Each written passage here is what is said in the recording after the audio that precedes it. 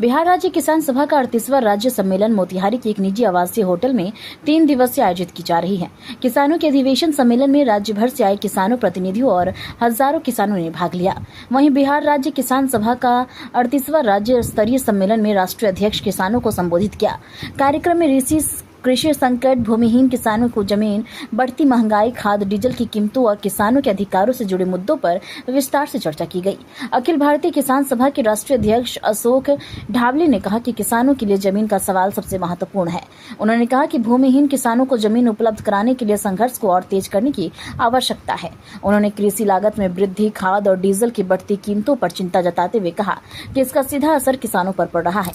सम्मेलन का उद्घाटन करते हुए अखिल भारतीय किसान सभा के उपाध्यक्ष एवं सांसद अमरा राम ने कहा कि देश के किसान आर्थिक संकट से जूझ रहे हैं। उन्होंने किसानों की कर्ज माफी, कृषि उपज के उचित मूल्य और किसान हितों की सुरक्षा के लिए व्यापक आंदोलन की जरूरत पर बल दिया है।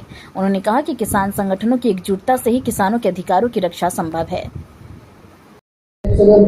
ऐसा आज बिहार किसान सभा का 38वां राज्य सम्मेलन है और उसमें जो कृषि संकट, इस सरकार की नीतियों के कारण इस देश का 5 लाख से ज्यादा किसान आत्महत्या कर चुका है।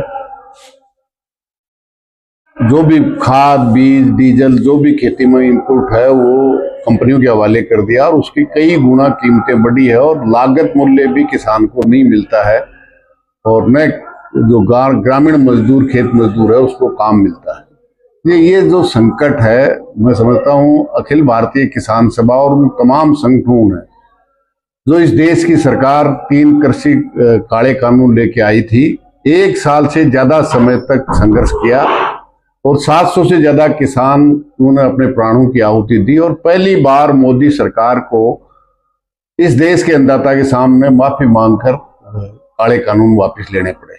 लेकिन आज भी वही काम कर रहे हैं। साइलो गोदाम जो अडानी ने बनाए हैं, उस कानूनों के तहत पूरे खाद्यान्न को स्टोर करने की छूट देने का था।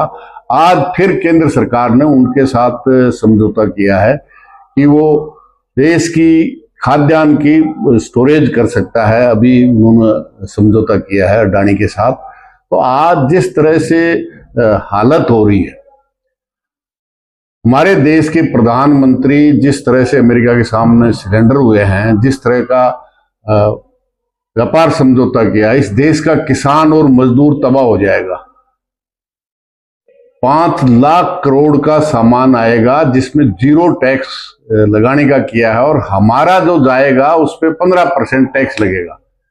तो निश्चित रूप से हमारी खेती और खेती में पैदा होने वाला हर सामान, जो कपास है 0 टैक्स कर दिया। तो तमाम तरह की जो समस्याएं हैं और विशेष तौर से बिहार में बंदोपाध्याय की कमेटी ने 5 लाख एकड़ जमीन सीलिंग, सरप्लस और सरकारी जमीन थी, तो बिहार के हर परिवार को जमीन मिल सकती है, लेकिन सरकार उसको लागू करने की बजाय उन पे बुलडोजर चलाने का काम कर रही है और बड़े बड़े लोग जो भू माफिया हैं, भू स्वामी हैं, उनसे जमीन लेने का बात नहीं करती।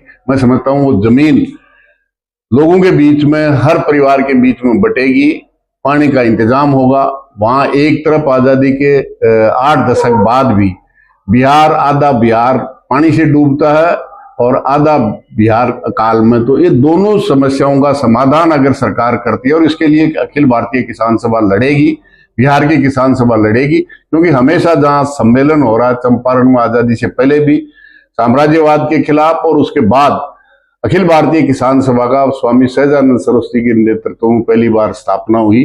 तो बिहार का किसान और आम जनता परिवर्तन के लिए जो संघर्ष करती आई है, चाहे वो देश के संविधान पे हमला हुआ उस समय का सवाल हो या बाद का सवाल हो, तो आज जो किसानों के सामने संकट है और इस सरकार की नीतियों से और संकट को समाधान करने की बजाय बढ़ाने का काम किया है।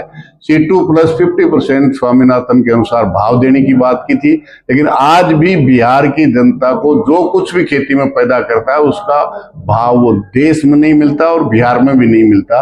इसलिए आज इस बात के 3 दिन बैठ करके उस भूमि के लिए संघर्ष किसी ने किया है, तो बिहार किसान सभा जिसमें 100 के करीब अपने कार्यकर्ताओं की शहादत देने का काम किया है। इसलिए तो चाहे जमीन का सवाल है, चाहे भाव का सवाल है, या बेहतर बिहार बनाने का सवाल है, इनको लेकर के जो ग्रामीण मजदूर को जो 100 दिन की काम की गारंटी थी, इस देश की सरकार ने उसको समाप्त करने का काम किया है।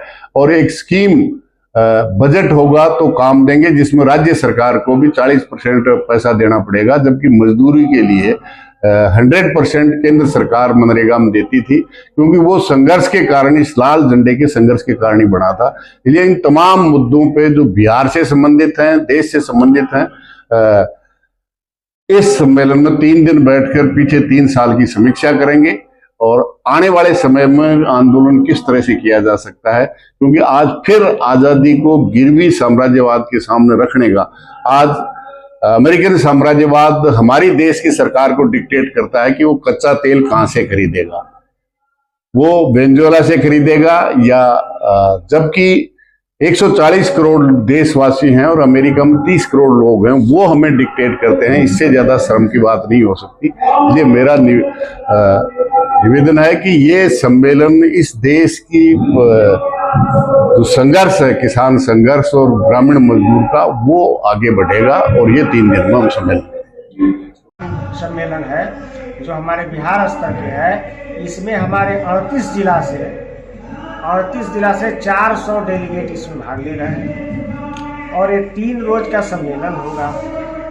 और तमाम जिला का किसान का क्या समस्या है, उस जिला से के प्रतिनिधि जो होंगे उनको समय दिया जाएगा, समय निर्धारित होगा, अपने अपने जिला की समस्या को बताएंगे, किसान के साथ क्या समस्या हो रहा है, और उस तमाम समस्या को एक जगह एकत्रित करके उस पर हमारी जगह से केंद्रीय कमेटी के लोगों ने विचार करेंगे कि इस पर क्या हो सकता है।